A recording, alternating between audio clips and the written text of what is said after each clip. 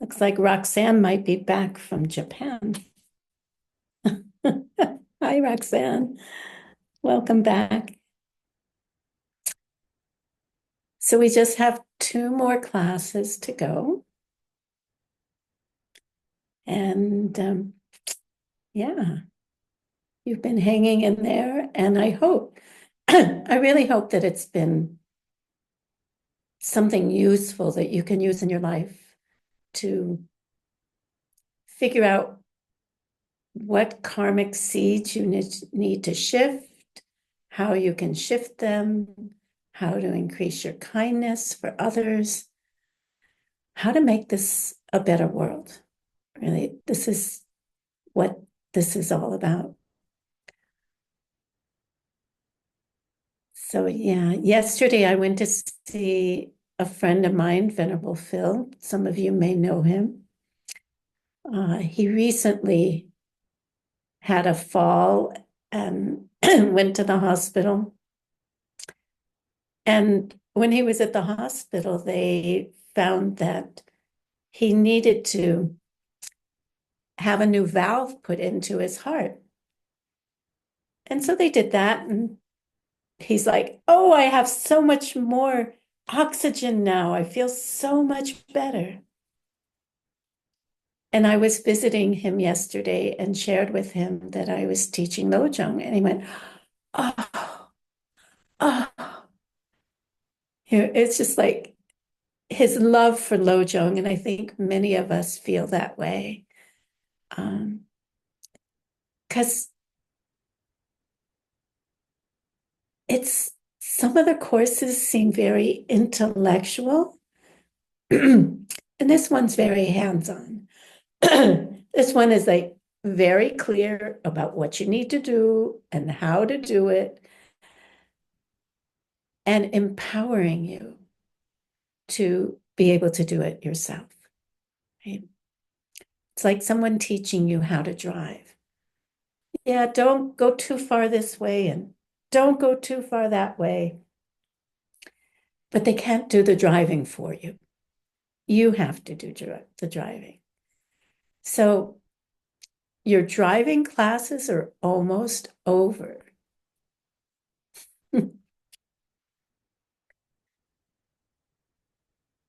And I find that both sad and exciting. Sad because we won't be doing this class together anymore, but exciting because you'll have the tools to go out and use them for the rest of your life. It's not just a one-time thing, right? Use them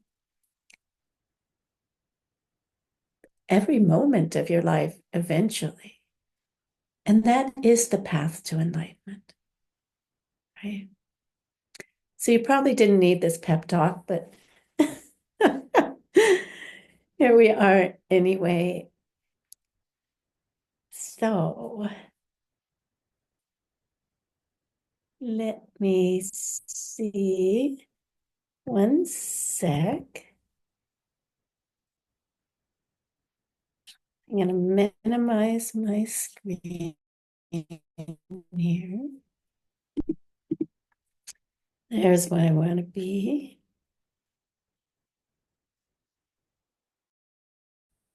And how come? Let's get back to Zoom. Here we are. No, not that. All right, what's going on this morning?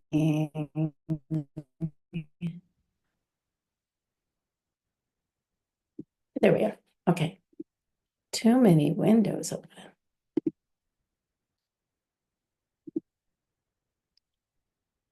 So I think I saw, let me just check.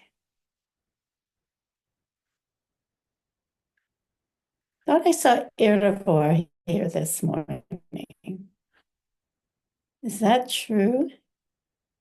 Recording Italian. Iravor, could you lead us in the prayers, please?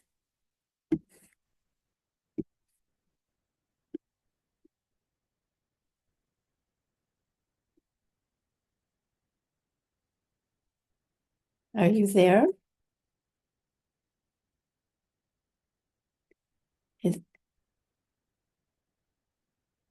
Oh, there's some more raised hands. Không, dạ không. Sashi Buki Trúc Sinh Mê Tốc Ram Ri Rap Linh Si Nhìn Đê Ngên Ba Đi Giang Ghê Sinh Du Mít Tê U Hoa Đi Rokun Nam La Shin La Chúc Phá So Idam Guru Ratna Manalakam Yami.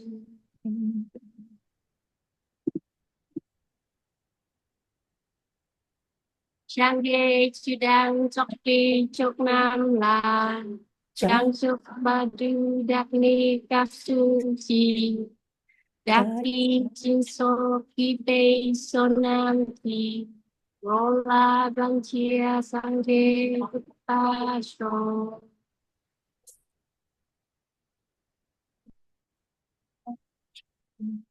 Two more time. Sangye Chudam Trang ghê chư Saki. đang so ki chốc nam là Trang chốc ba đu đắc ni các su chi Daki Jinso Ibe Sunambi Ola Bantia Sanke Rupa Sho Sangye Chudang Soki Chonam La Chang Suk Badu Dakmi Taksu Chi Daki Jinso Ibe Sunambi Rola Bantia Sanke Rupa Sho. Thank you. Thank you, Phoebe.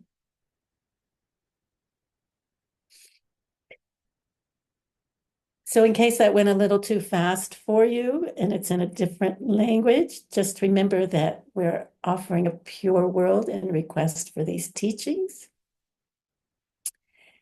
And that we're making this wish to be someone who can stand on 1 billion planets and help countless beings.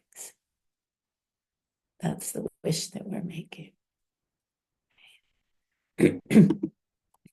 So here we are, class 9. Well, it's a little confusing, I know, and I forgot to say something last week.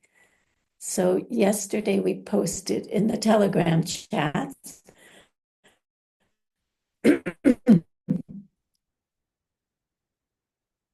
Geshe Michael did not teach a class 8. So in your reading and in your homework, it went on to teach a class 9, 10, and 11. So rather than say there's no class 8, we did class 9 as, as class 8, rather than just skipping it. So we're doing 10 classes. So we're going 1, 2, 3, 4, 5, 6, 7, 8, 9, and 10. So we're calling this class 9, but in the materials, because they haven't been changed, they're kept as they were originally taught. You will be reading class 10 and homework class 10 materials. Is that clear now? Some of you might have been confused. It's like, there's no homework for 8. We just did 8. Right? There's no reading for 8. So I hope that's clear now. Please raise your hand if it's not.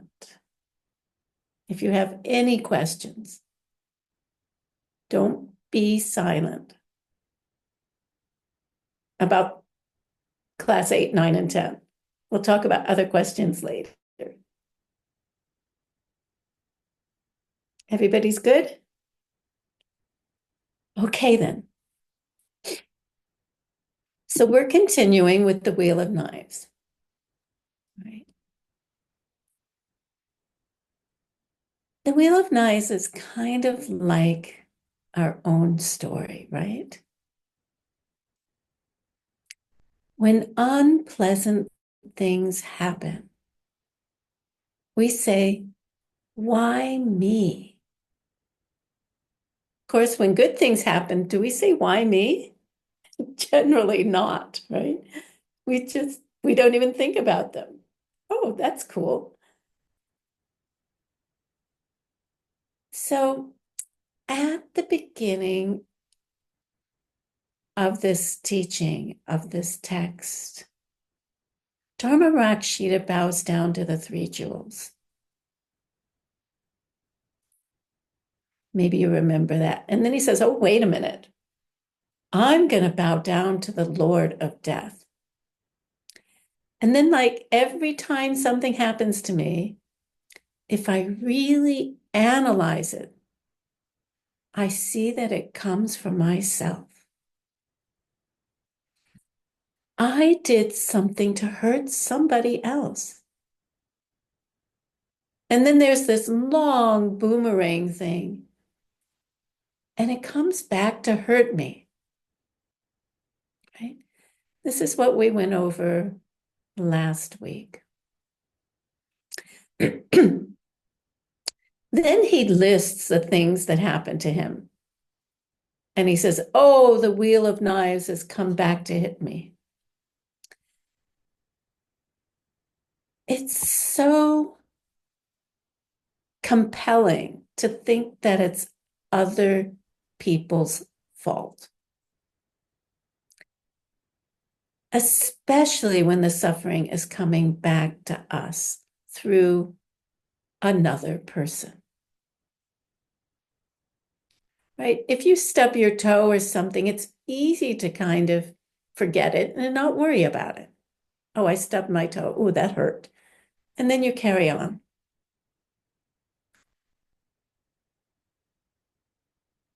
And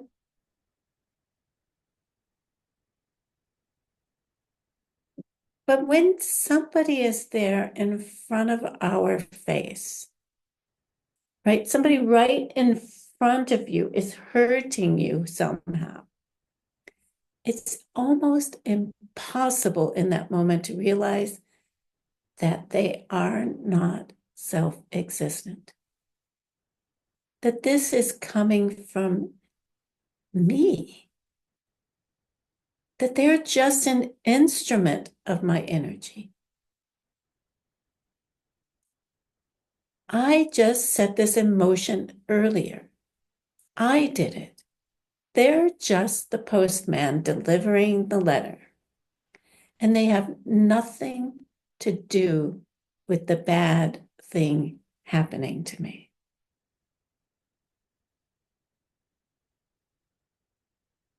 It is so hard.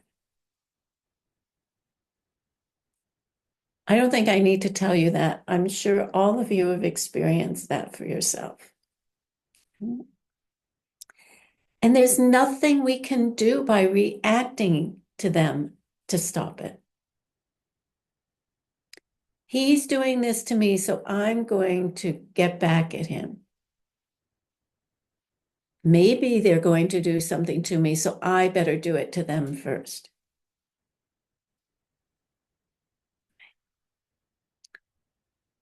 This is our normal, habitual way that we react to the world. And it's a huge misunderstanding. And it kills us. Right? So we have to study karma. And that's why you had that list last week. Karmic correlations. So, Janet, can you read this for us? This is the next verse. Since this is the way things are, I finally realized just who my enemy is. I've caught the thief who lay in wait and deceived me with his trap. He's a masquerader fooling others, and fooling himself as well. I see it now. He's the habit I have of grasping to myself, and of this there can be no doubt. Thank you. So this is the next verse after everything we did last week, and the mood changes. He gets angry. He's like, wait a minute. What is the root cause? He looks outside and then inside, and he gets angry because he figures out who makes him do what he does. And he changes into the fierce Lord of Death. Right? Here's the Lord of Death from the Wheel of Life, right? So Dharma-Rakshita gets mad and he goes after the real enemy, the one who's been making him commit these misdeeds and experience all the suffering they cause. He gets very angry at the two states of mind, which are his true enemy. So what are those two states of mind?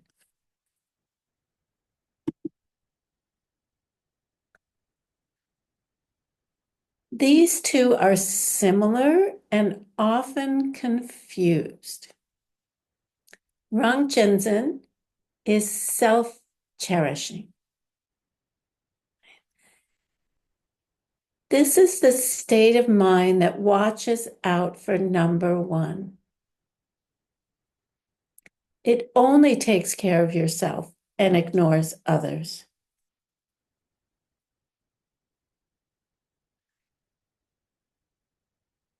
And then there's Daksin, which means grasping to a self. Dak is self and Zin is nature. So grasping to a self nature, or a self nature, and Zin is to grasp. So this state of mind, this self grasping, looks at me and doesn't understand the emptiness of me. It believes that you have some existence from your own side. If we can escape this enemy, we can reach our goals.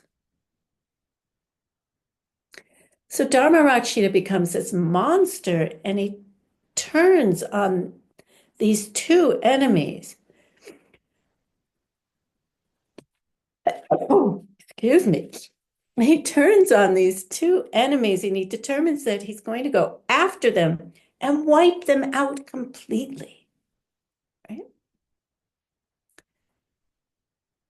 When we get in an upsetting situation, Rangzhen, self-cherishing, is the attitude that only concentrates on your discomfort and quickly forgets your intentions to help other beings. It's that, why is this happening to me? Why are they doing this to me? Why don't they stop hurting me? And it's the natural reaction of feeling that I am the most important person around, and I'm not getting what I want right now.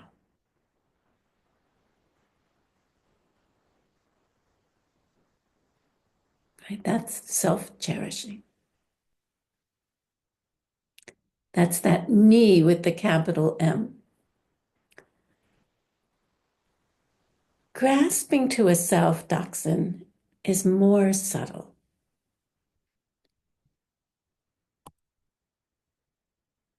It is actually the cause of self cherishing.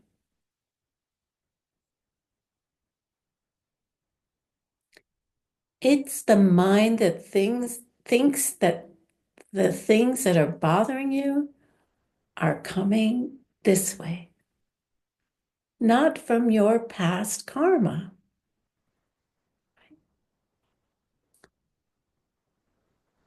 Doxin is looking at your problem and saying, the boss is the root of my problem. He or she is yelling at me.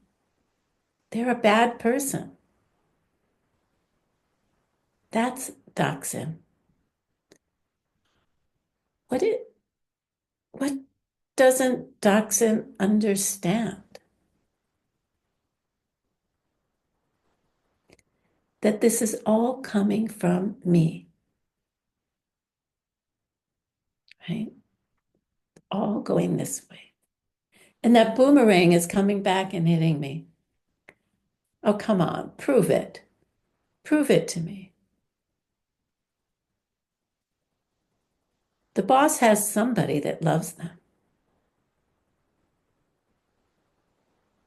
At least one person. Probably in your office, somebody likes the boss, somebody dislikes the boss, and somebody doesn't care about the boss, right? Because they're not self-existent. It's your seeds forcing you to see what you're seeing.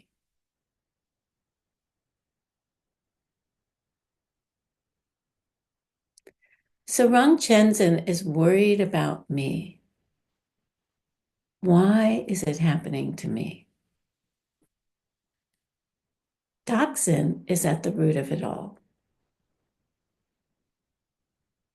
Doxin doesn't understand that if you just shut up, the boss won't come back anymore.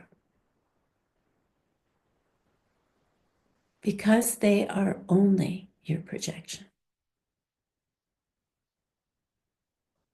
And of course, we're not just talking about bosses. We're talking about anyone who's irritating in your life, right? You can get rid of them.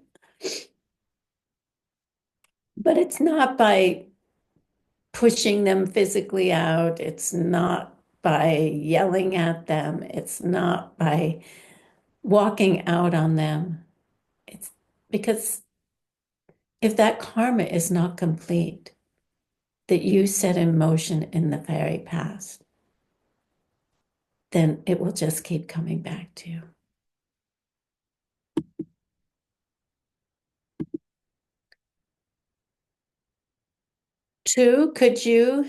Trudeau, could you read this to us, please?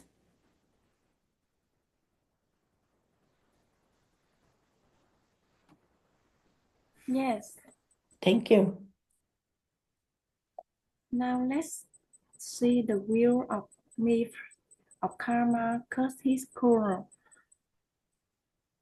O general of work, now curse his core, curse thrice.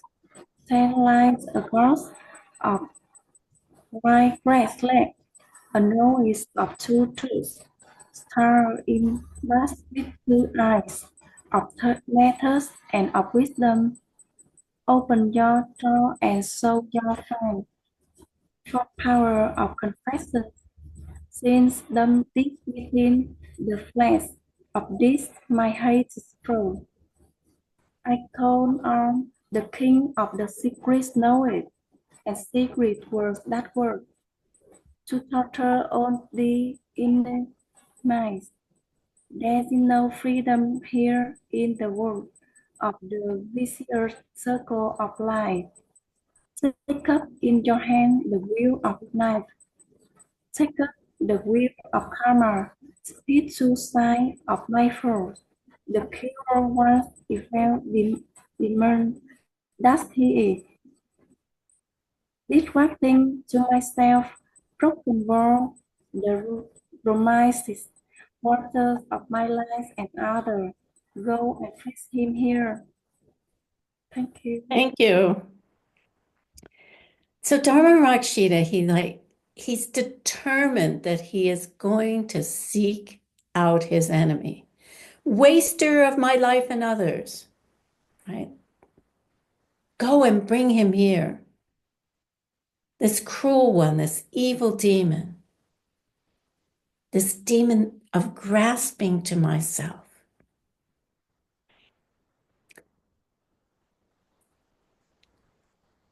He invokes the angel of wrath.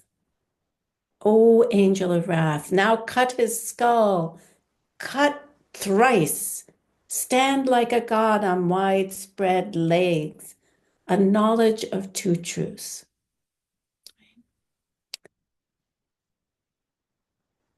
This angel of wrath, sometimes we call him Yamari, sometimes we call him Bhairava, right? And he has certain characteristics that have the power to destroy self-cherishing and grasping to self-existence. And he lists them here. Stand like a god on widespread legs, a knowledge of two truths. Stare in hatred with two eyes of method and wisdom. Open your jaws and show your fangs. 4 powers of confession. Sink them deep within the flesh of this, my hated foe. So let's talk about his power and his characteristics, which embody that power. So we have this monster, right? And he stands with his legs wide. Those are the 2 realities, Kunzon Dempa and Dundam Dempa. These are 2 realities going on around us all the time. Deceptive or false reality, which is Kunzon Dempa. Kunzon means something that lies to us, cheats us, deceives us. It's the reality around us all the time. It's the one that we are most immersed in. And the nature of this reality is deceptive or false because you are always thinking that your world, especially the things that upset you, are self-existently bothersome. That all the appearances of our world are deceptive in this way.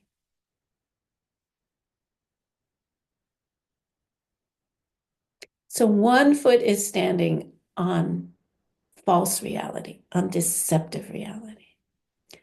And then the other one, Dundam Dempa, ultimate reality, which is that nothing is not your projection.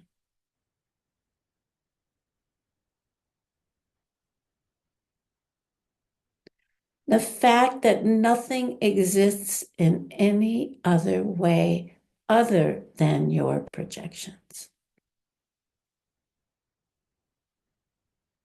Emptiness. The pen. Right?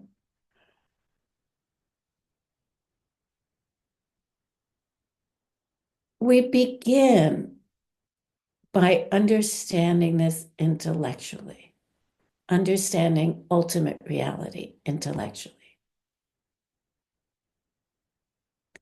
And as we cook it more and more and more, thinking about it, questioning it, contemplating on it, meditating on it, discussing it with your Dharma buddies, plants the seeds to see this directly, to see ultimate reality, emptiness directly. On the day you see emptiness directly for the first time, you will see for the first time that there's a separate reality going around all around us. And you never saw it before.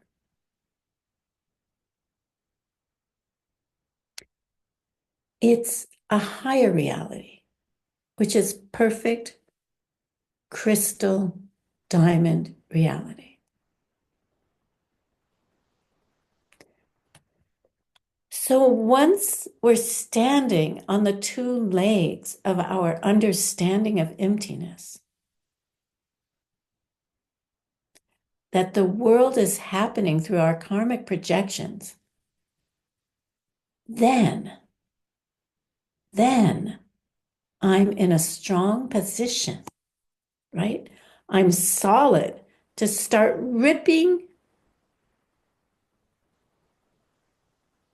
the face out of my self-grasping and self-cherishing. That's the first quality of this tantric angel. Right? Nirvana is defined as using this perception of ultimate reality to stop all of the bad deeds and thoughts that you have in your karmic pockets, to stop them permanently.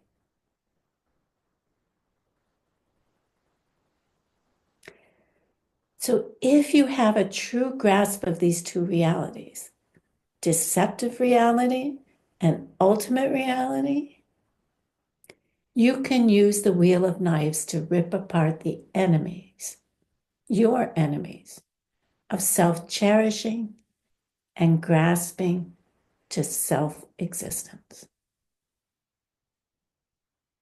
So the first quality of the angel of death, the angel of wrath, Yamari, or Bhairava, is to stand on the two legs of understanding, the two truths, or the two realities.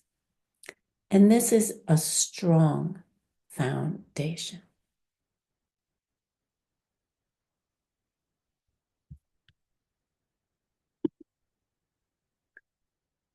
The second quality are his two eyes. Stare in hatred with two eyes of method and wisdom. This is method and wisdom, tapshi. Method with, yeah. Method refers to the first four bodhisattva perfections. See how this all ties together? It's so beautiful. Giving, right? Living an ethical way of life. Or we could also say generosity, right? Forgiving, living an ethical way of life. 3, overcoming anger and taking great joy in doing good deeds. Those 4. These positive energies will create the physical body of a Buddha. That's method. Wisdom refers to the understanding of the two truths that we just talked about. And where does that come from? What seeds? It comes from perfectly practicing the last 2 perfections, which are method and wisdom. Yeah. It will create in you the state of mind of a Buddha. So the 6 perfections, when we practice them, they are perfectionizers. And they will create the physical body of a Buddha and the mind of a Buddha, of an enlightened being. So the angel of death is staring down his enemies self-cherishing and grasping, right? With these 2 fierce eyes of method and wisdom.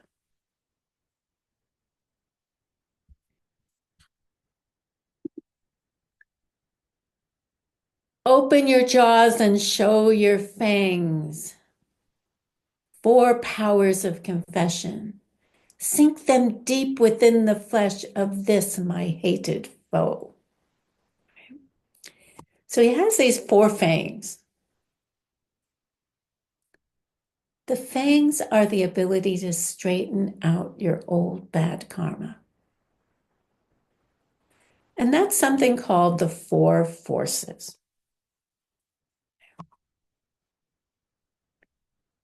If you have wisdom and method, you can take care of your future karma. If you have the knowledge of the 2 truths, you can take care of your negative thoughts. And your negative thoughts drive your negative actions.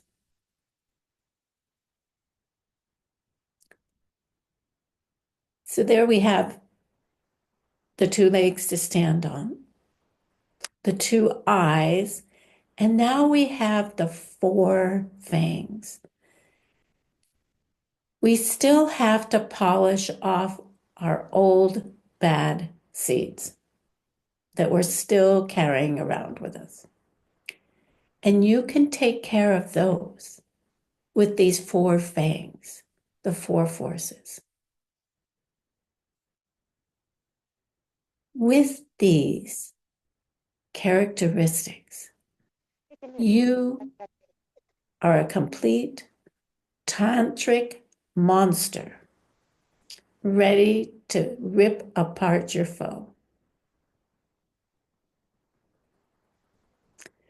The essence of the 4 forces is to carefully avoid the behaviors and thoughts that are the cause of the specific problems you are having in your life.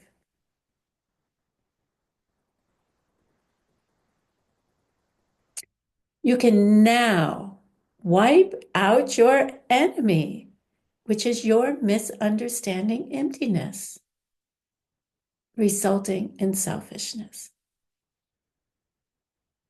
Cool? I think it's pretty cool.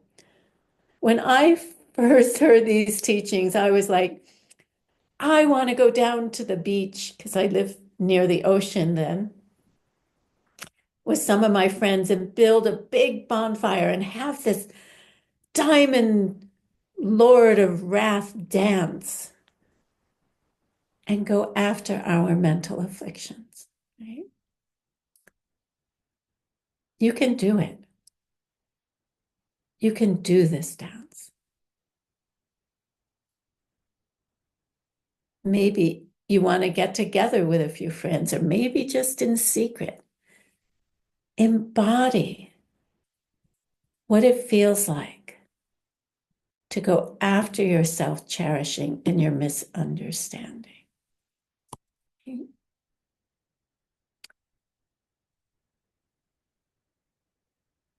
Is this tantric angel of death with these 3 qualities just a metaphor? Is there really an 8-foot monster walking around somewhere? Where is that monster walking around?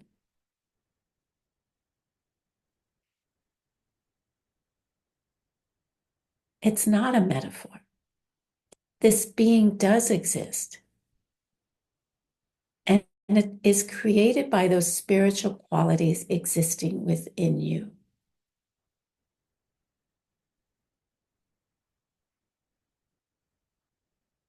you become this amazing being who goes after your misunderstanding and your self-cherishing. These tantric deities are not made of flesh and bone. Just like everything else, they're made of your projections, which you can have if you get these spiritual realizations.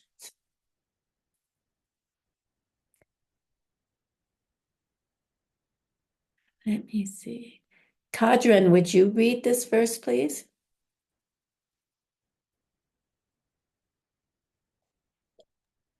Sure. Fetch him, bring him, Lord of anger, Lord of death. Strike, strike now. Strike this biggest fur in his heart. With the roar of hell, smash now the skull of my misinterpretation. No, of my misperceptions. The ones who have washed my life. Bring your death to the heart of this butcher, my greatest enemy. Thank you.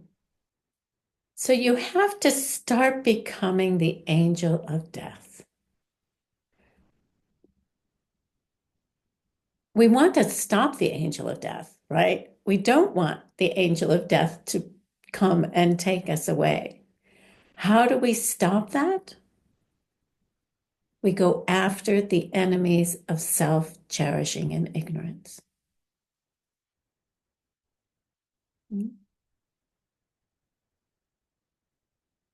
Does your body have to turn blue? No, but you have to get wrathful on the inside with your self-cherishing and your self-grasping, because they are what is killing you. They are what is making us sick, making us grow old and gray, right?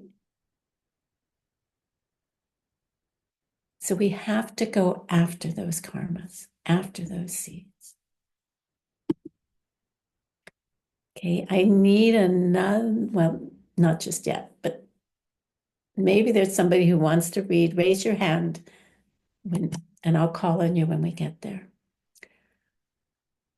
So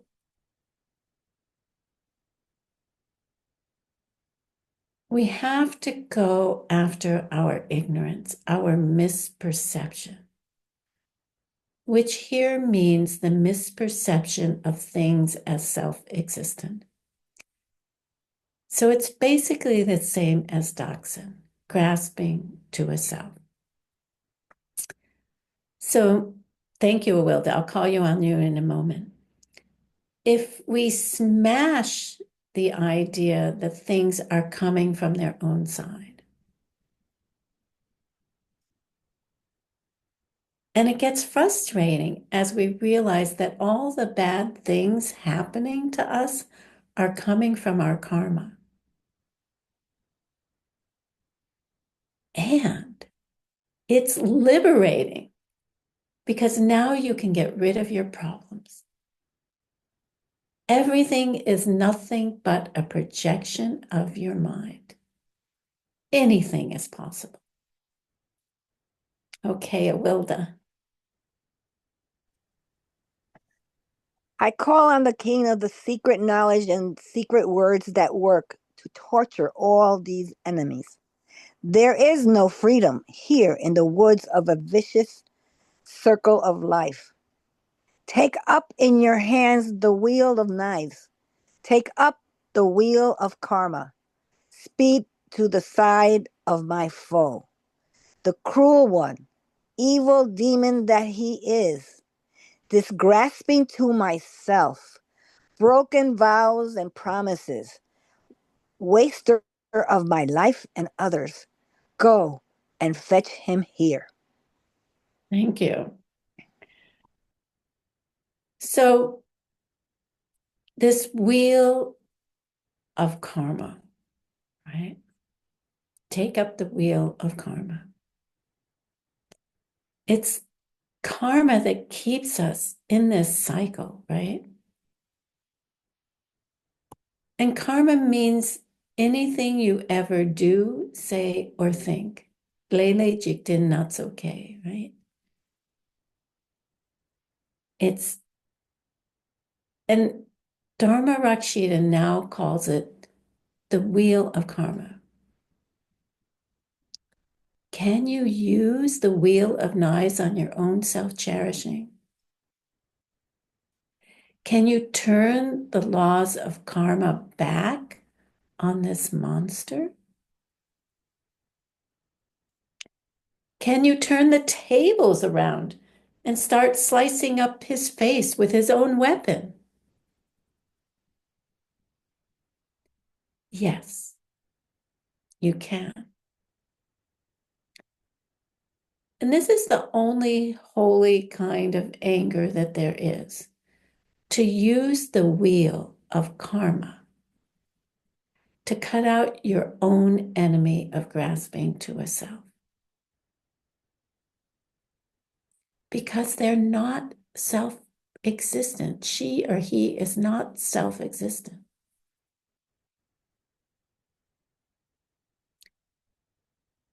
Your self-cherishing and ignorance are also just a projection of your mind. They don't even exist at all from their own side. So the wheel of karma can be used to eliminate your two enemies. Self-cherishing can be eliminated by practicing Tonglen and Dakshin Namje, exchanging self for others. And the misunderstanding that sees things as self-existent can be eliminated with wisdom. What does that mean? Understanding emptiness. Studying emptiness as presented in the Diamond Cutter Sutra. Right? Class 6.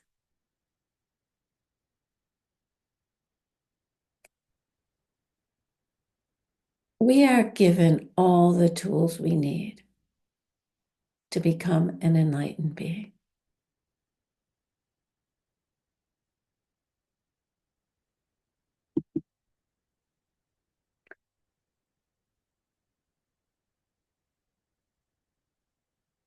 The two collections, right, of method and wisdom or merit and wisdom, okay, are what enlightened beings collect. Buddhists don't collect karma. They gather the two collections. So if you practice the first four perfections over and over with wisdom that understands emptiness, you begin to gather together an incredible mass of energy that is called the collection of merit, which gives you the physical body of a Buddha.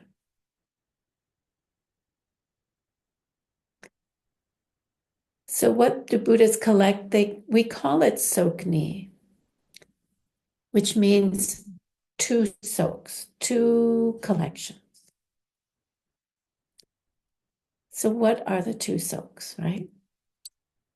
Kimchi, I think you raised your hand to read. Is that true? Yes, Uh-oh. I Yes, wanted. please. Thank you. Thank you. And for whatever time remains in,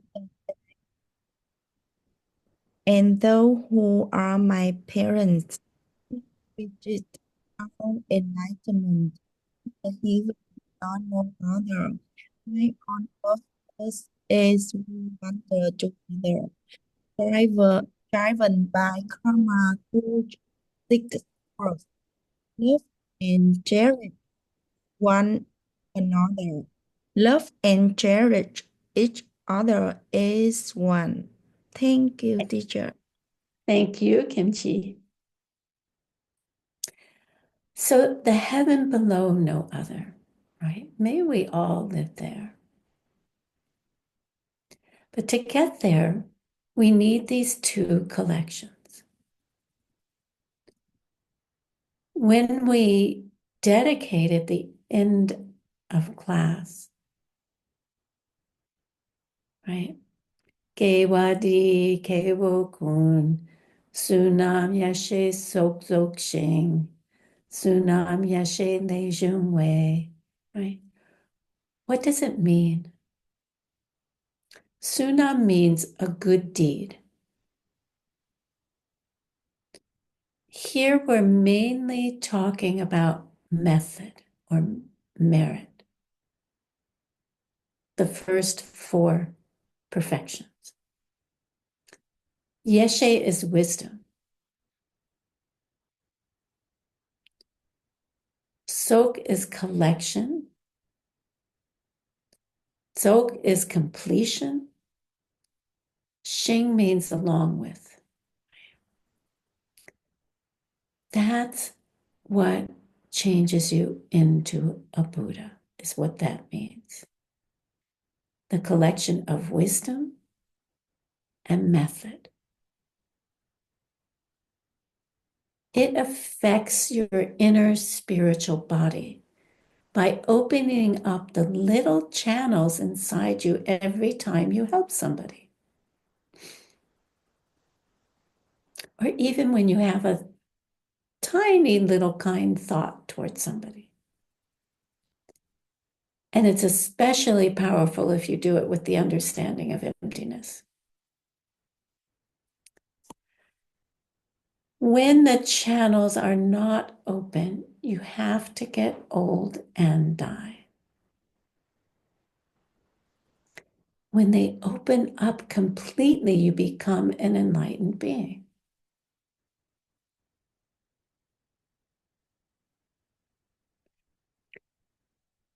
Also, the collection is wisdom, the second or the last two perfections, which comes from meditating on emptiness enough that your mind transforms into a Buddhist mind. And as this verse says, and for whatever time remains in the days before myself and those of my parents have reached our enlightenment in the heaven below no other, may all of us, as we wander together in this deceptive world, right, driven by karma through the six worlds, love and cherish one another. Love and cherish each other as one. So Dharma Rakshita says that until we reach enlightenment, just love and cherish each other as one. That's all we have to do, right? That's the big umbrella of what we have to do. And he's giving us the specifics of how to do that. Him and Dharma and Master Shantideva and Arya Nagarjuna and Lama Tsongkhapa.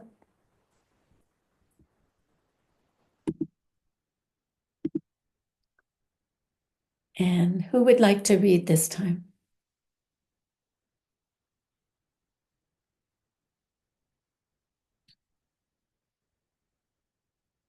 I don't see anybody's hand. Oh, Vivi's going to read again. Thank you.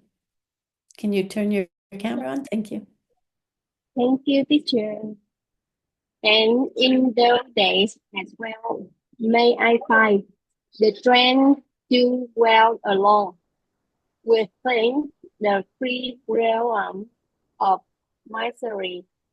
If this would be of survive to a single other being, may I find the strength to never give up. This bodhisattva behavior, may I grow into my being. The suffering on the field in the three lower realms of pain.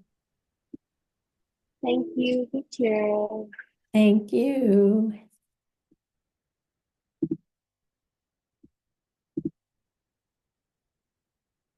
So he's saying, even during those days, before we become enlightened, can I be strong enough to live in the three lower realms if it would be of service to even just one being? May I never give up this bodhisattva behavior. What is that bodhisattva behavior? Wanting to become an enlightened being for the benefit of every being, right? May I take upon myself the suffering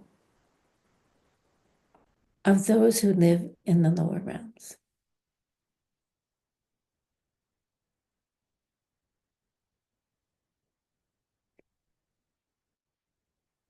What happens when you have a wish like that?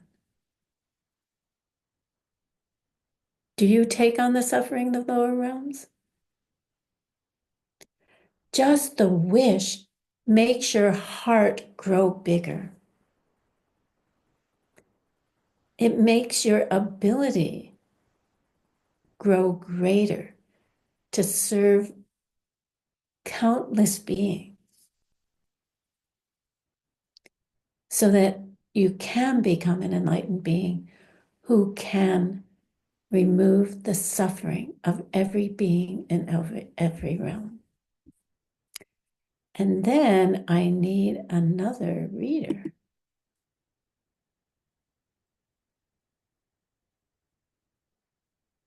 Kadrin?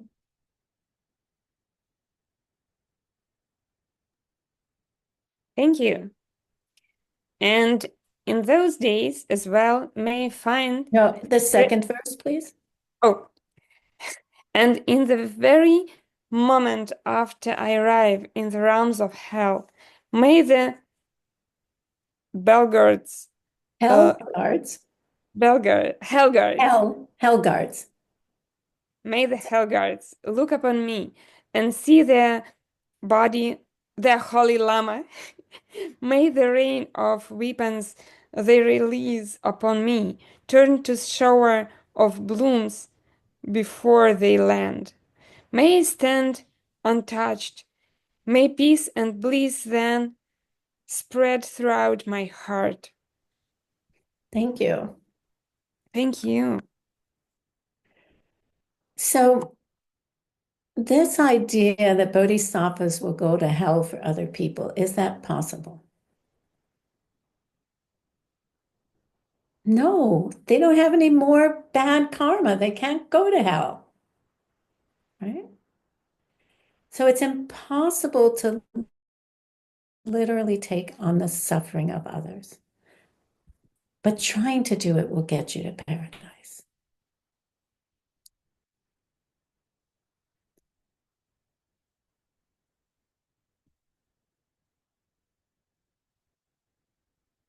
It's very possible that someone could do or say something nasty to you, and before it reaches you, it turns into something totally pleasant, like a rain of flowers. You can't hurt another person. They can't hurt you. It's impossible. This is the emptiness of others' actions toward you. No one else can hurt you. Only your karma can hurt you. So as we begin to improve our behavior and keep our vows more carefully, we will start to perceive the events and people that used to bother us as the sweetest, holiest, most beautiful things that ever happened to you. Why? They're perfecting you.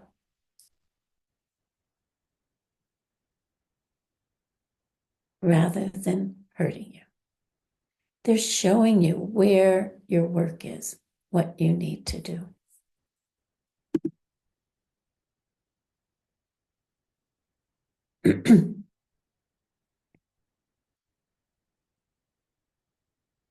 I need another reader.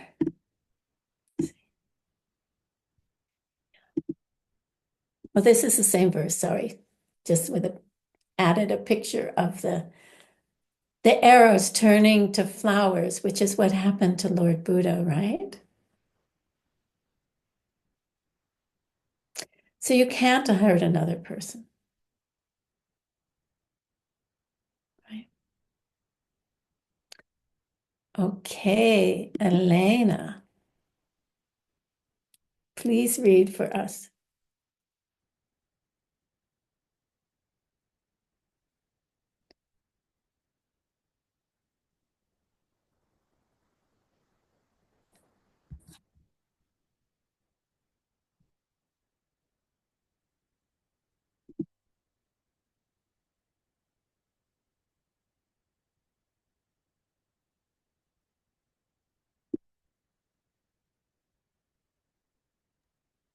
Elena, we can't hear you. Maybe you in an Italian channel? Change the channel, please. I was looking for my channel in English.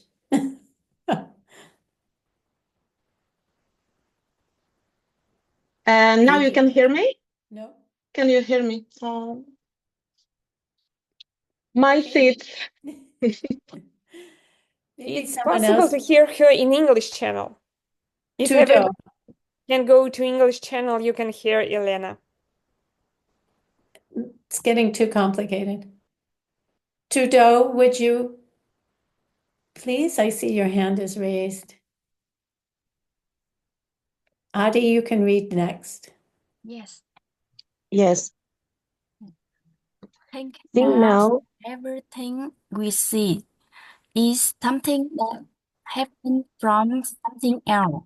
Understanding that everything comes from something else is to see that nothing exists by itself alone. Things come, things go, but nothing is what it seems. Everything is an illusion that fades in a mirror. It's no fade itself. When you spin a burning stick and see a solid crimson circle, it's only a room as an image seen in a looking glass. Perfect, thank you. Yeah, thank you, teacher. So here, Dharma Rakshita is giving us a bunch of analogies for emptiness. The face in a mirror is not the real person. A torch or a flashlight or a stick that's burning, circling quickly, it looks like it's a solid circle of light, right? But it's not. And in the next verse, he talks about how fog banks have no self-existence either. When you see the fog coming in, when the clouds are coming in from the ocean, it has no self-existence at all. And then it gets a little dreamy. He says, things come, things go. Nothing is what it seems. Everything is an illusion. So it's really easy to forget that the first 80 pages of this text, he talks about morality and karma, and then grasp on to these last pages. We forget about all that stuff before. We grasp onto, oh, it's all an illusion. And we think it doesn't matter what we do. I can practice or not. It's very easy to misunderstand these lines. You, as future teachers, need to understand these lines and explain them clearly to your students. It's not some new agey thing, that it is something that will save your life. So what is the real meaning of the phrase, things are an illusion?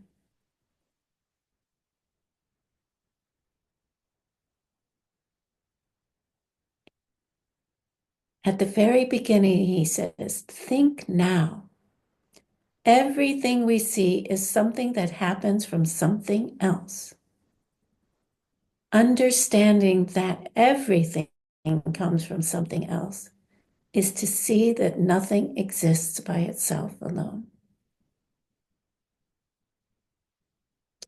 You must teach these points carefully to others. And he's giving you the clue here. When I say nothing exists, I mean nothing exists that doesn't come from something else.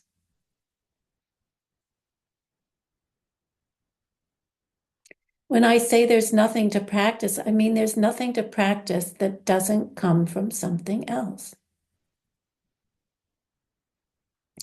When I say that monster doesn't even exist, or your enemy doesn't exist, and you don't exist, and your world doesn't exist, and my book doesn't exist, what I mean is that there's nothing that doesn't come from something else. He's saying that everything comes from something else. And this is the idea, the Buddhist idea of dependent origination.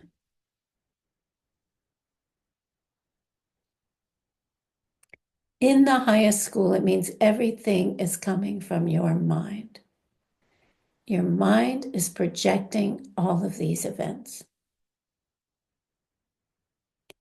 That's the highest meaning of dependent origination. Emptiness always implies dependent origination. It's the opposite side of the coin. Meaning that everything is coming from the projections of your mind. That's dependent origination. Emptiness it doesn't happen any other way. Things are an illusion because they are coming from your mind. The boss is empty. The person mistreating you is empty. And it's only coming from one place. Your mind, by the seeds that you planted in the past, unfortunately. And on that basis, the boss, the person angry at you, the person mistreating you, is like an illusion. It sounds very woo-woo, right? But it's not really. So make sure that you understand that and teach it clearly and properly, because it is life and death. Okay, Adi, we're ready. Thank you. Thank you. This butcher, my ultimate enemy, is exactly the same as well. He seems to there be so much seems, I guess, to be there, He but so much. I'm sorry. I need to change the font because the H and the B seem very similar. but no one is there at all. He seems to be real, so very real, but nothing is real at all. Everything seems to be happening here. It so much seems to be happening here, but nothing is what I made to it to be. It's far beyond at all. At that. Thank you, teacher. Thank you, Adi. Nice to see you. So Master Dharma Rakshita now says that your enemy of misunderstanding of things doesn't exist at all. Your enemy does exist. What he's saying is that it doesn't exist from its own side. Yeah, it's this mudra, right? So our very misunderstanding, which we created like everything else, right? Misunderstands the emptiness of all things. And it has its own emptiness. And this is why you can eliminate your ignorance, your misunderstanding. Yay! Because it's not self-existent either. Okay, another reader.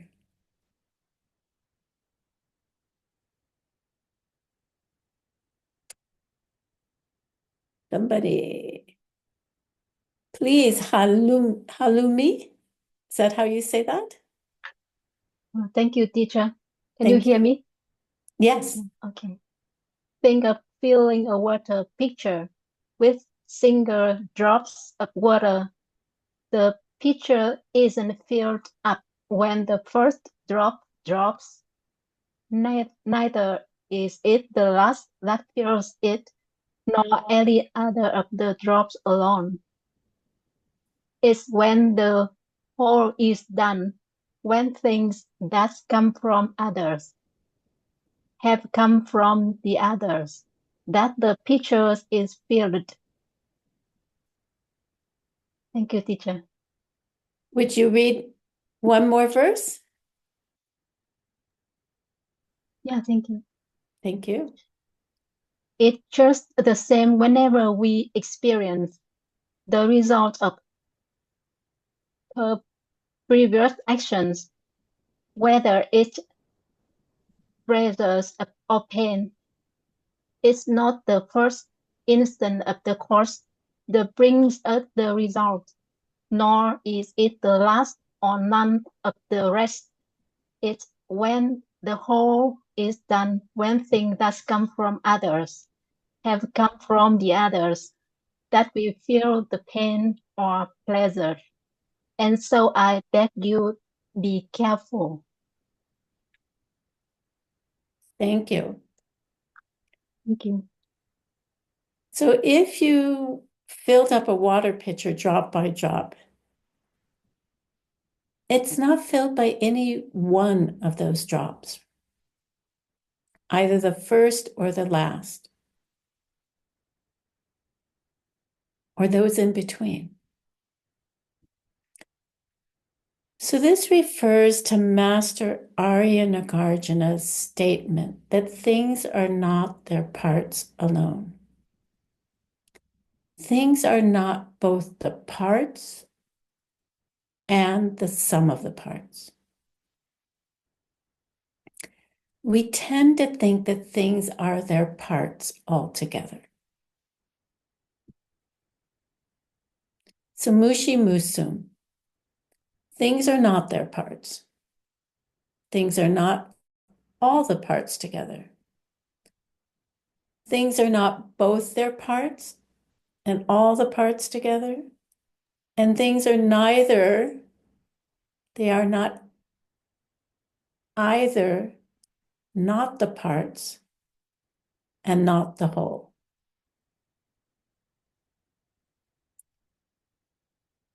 All of these are impossible.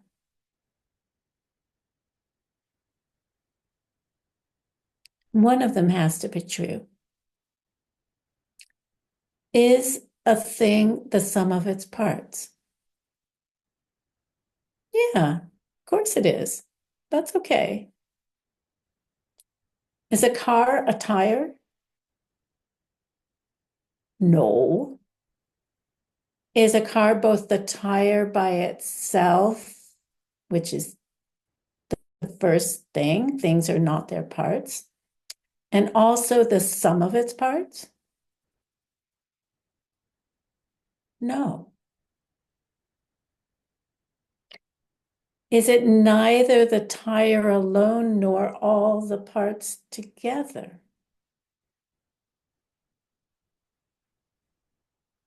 No. What is it then? It's all the parts together. You get all the parts together, the car works. The car is the sum of its parts.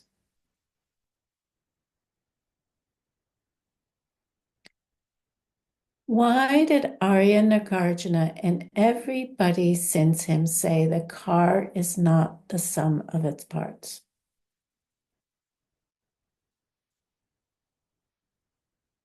You gotta think about it. Why is Dharma Rakshita saying when you put all these parts into a glass of water, each drop, not until a certain fullness is reached can you call it a pitcher of water? And those drops are not filling the pitcher. Why is it true that the sum of the parts is not the whole?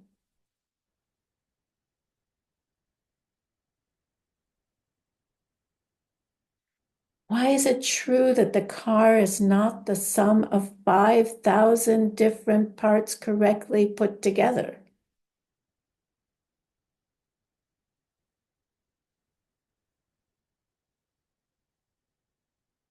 There's a missing part. When dependent origination is complete, then things exist. And until that time, they don't. The point is that things are only the sum of their parts after your projection, your perceptions are added to the equation.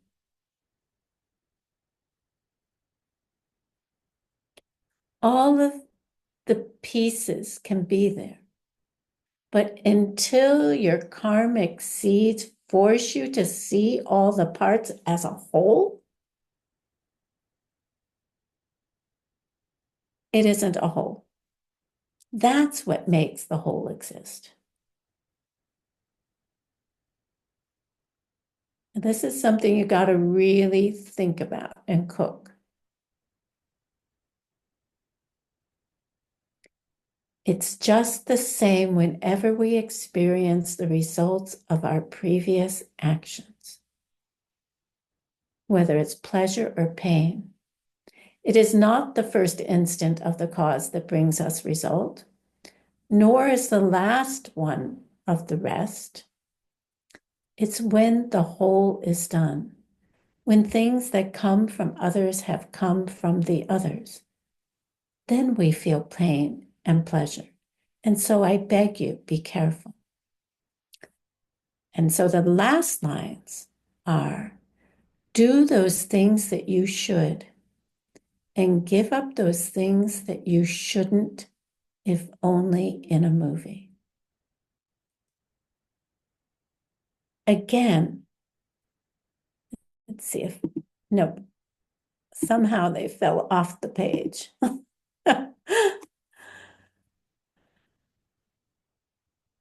what does it mean to be if only in a movie? It's the same thing about an illusion. They appear to be coming this way, but everything is coming from our projection. And it works. It works. The taxi cab or the car rushing down the street, if you step in front of it, it's going to hit you. It's going to break your legs if it doesn't kill you, right? It works. And it is our karma which is forcing us to see it as a whole. It's a complete picture.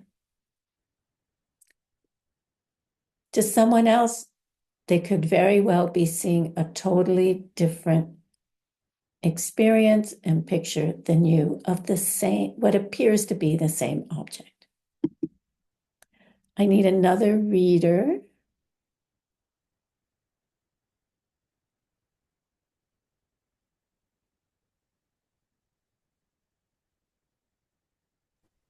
I read. Thank you.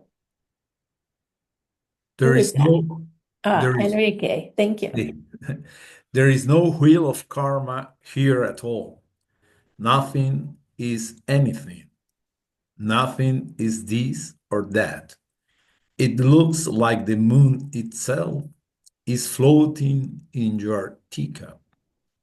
The things we do and their consequences float by in the multitude of the things in the world around us.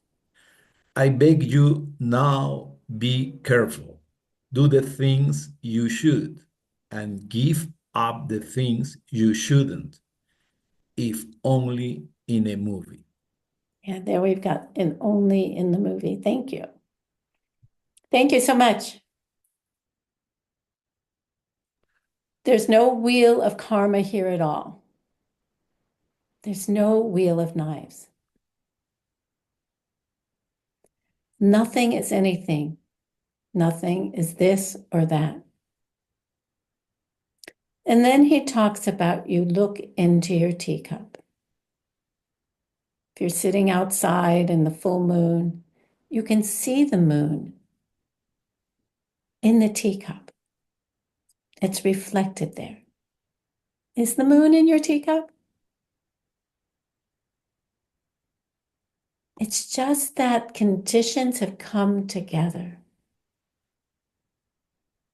that make it appear that the moon is in your teacup.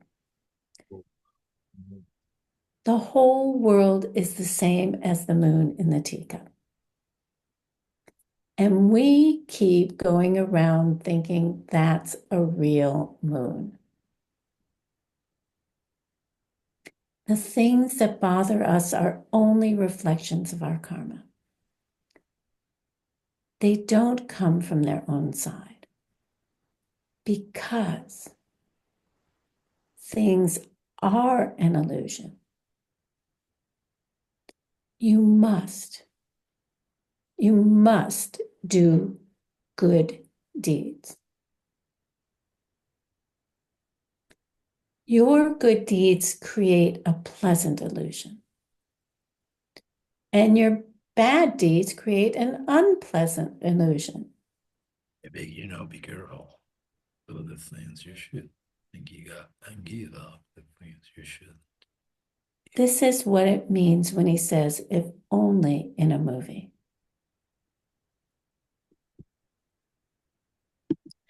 And this is the last verse. And it's the perfect verse for creating a non-dharma. It is the perfect verse for confusing generation after generation of future Buddhists. Forget all the 13 courses of nice, strict Buddhism you had. This is like course 14, right? Or forget all that with this verse. So, Elisabetta, you had your hand raised. Please read us the last verse. Thank you. Thank you. Neither the things that the mind perceives. Ой, извините, а можно я переключусь, да, на английский? Потому что я No, слышу you're in. перевод. Mhm. Nor the mind itself have any real nature of their own. There is nothing you should practice. There is nothing you should give up. Strip everything of your perceptions. Leave your mind as it came, from the beginning that never was. Don't confuse things by trying to understand them. Live in the place called as it is, and then you will become a high and holy being. Thank you. Thank you. Very sexy and verse here, and very dangerous lines if you don't understand what they mean. I mean, it's all very beautiful and mystical, but what does it mean?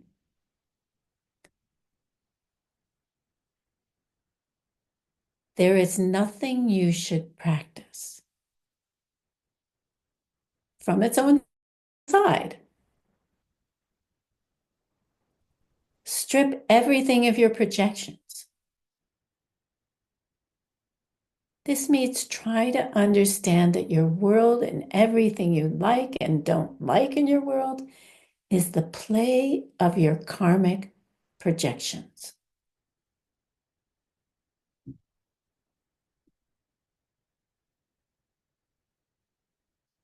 Leave your mind as it came from the beginning that never was. This is referring to the primordial state or your Buddha nature, the emptiness of your mind, totally pure.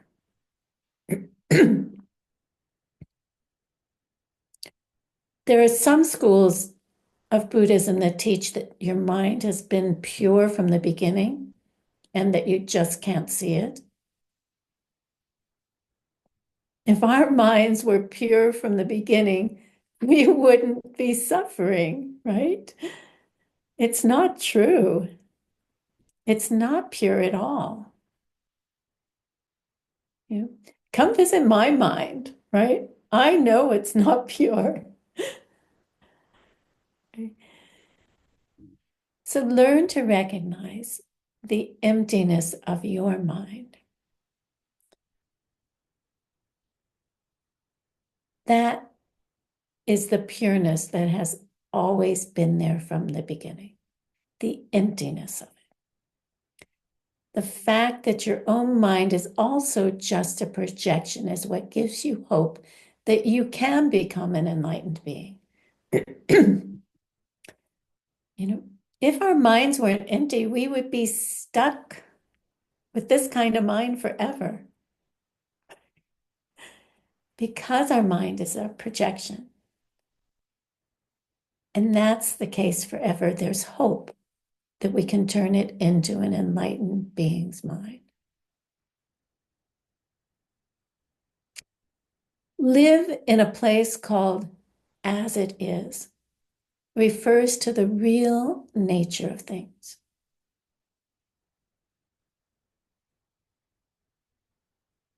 This real just a minute, let me get some more water. Drop by drop.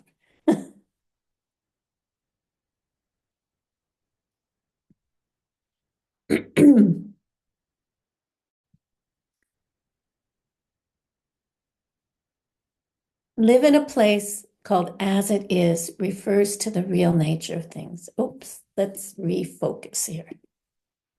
I guess this is a really important one because obstacles are coming up.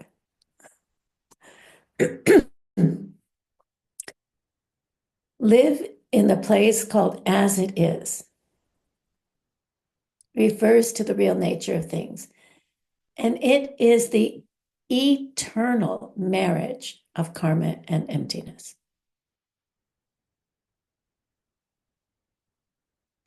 You must, and I can't emphasize this,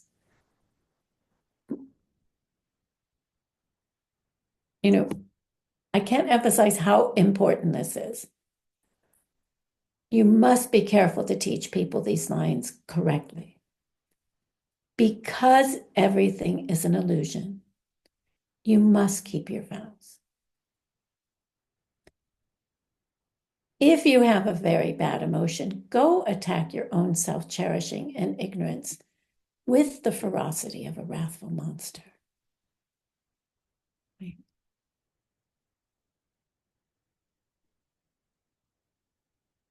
He is so artful, Dharma-Rakshita.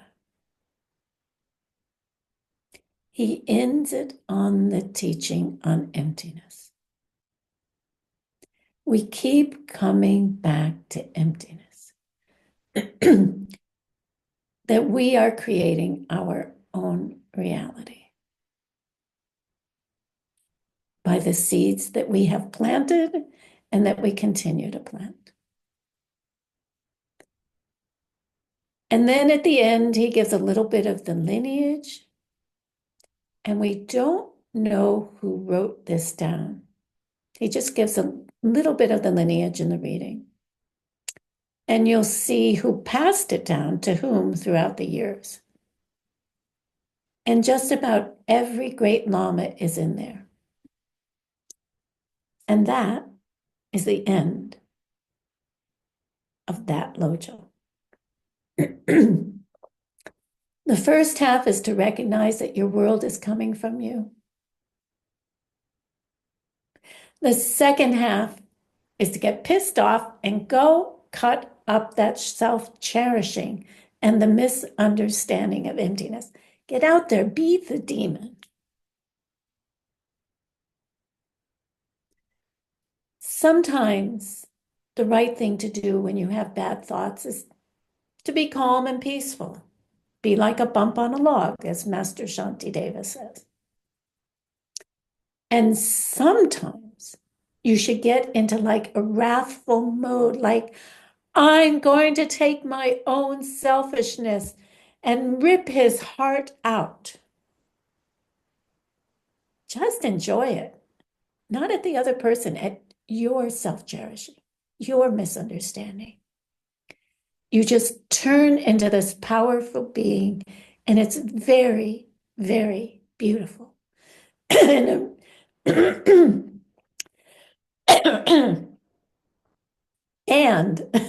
it really works, especially when things are confusing. When negative thoughts are making you confused and you're not quite sure what to do or something like that. Change mode. Become the monster who's going to go after your misunderstanding and your self-cherishing. Don't let them run your life. Recognize them and stop them.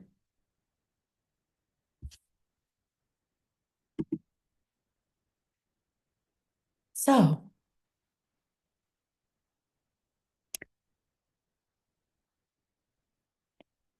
until the next class, which is just in 2 days, for 15 minutes a day, analyze the second part of the Wheel of Knives. And if you find that any of the negative qualities described there seem to apply to you, especially, then analyze it in the light of karma and emptiness. Try to see how smashing the skull of your misperceptions might help you overcome them.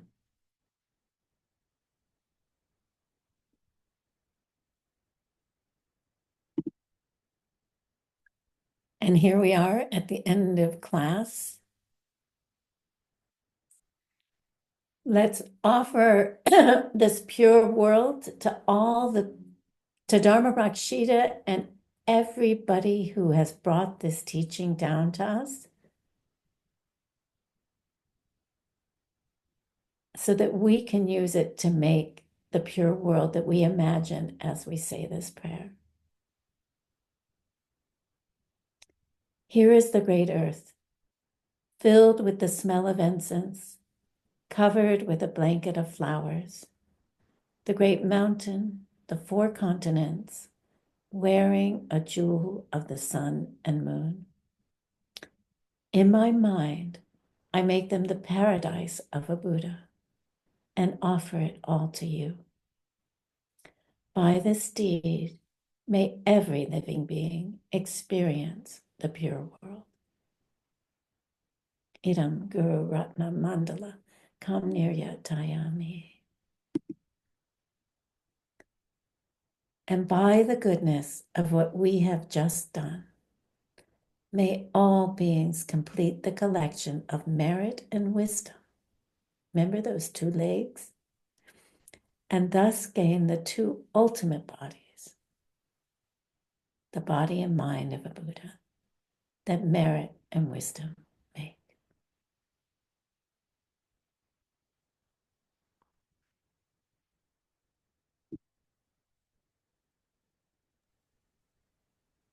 So that is the end of class 9. There is one more piece of homework that I want you to do. I want everybody to come prepared on Thursday for our last class to share one of the lojongs that you have used in these last 4.5 weeks and share it with us. Make it short because we don't have time for everybody to do 20 minutes. But let's share how we have used what we have learned here, how we have brought it into our practice. Don't be shy. We're all working on it. We're all in samsara together. We basically all have the same mental afflictions.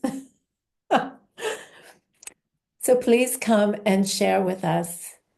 And then we will have a short class to finish the materials on Thursday, and then we'll get to have that time. And of course, if there are any questions, please bring those. And if we don't get to them, you can email them to me, or you can put them in the Telegram chat. I know there's English and Russian, but you can all find me on Telegram, and I will attempt to answer them. So thank you, everybody, and see you in a couple of days. Bye-bye. Thank you. Bye-bye. Bye-bye. Thank you, Venerabile Gyelse. Thank you so much, And Ven thank you to Gyelse. those who left their cameras on. It's so nice to see your faces while teaching. I really appreciate it. I know sometimes it's not possible.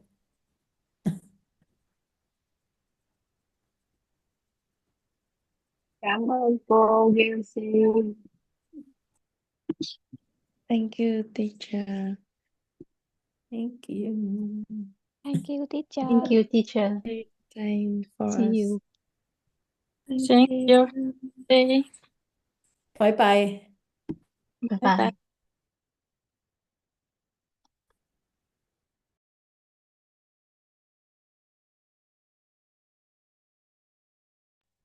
Ой, спасибо за перевод, я еще хотела сказать. До свидания. Thank you so much.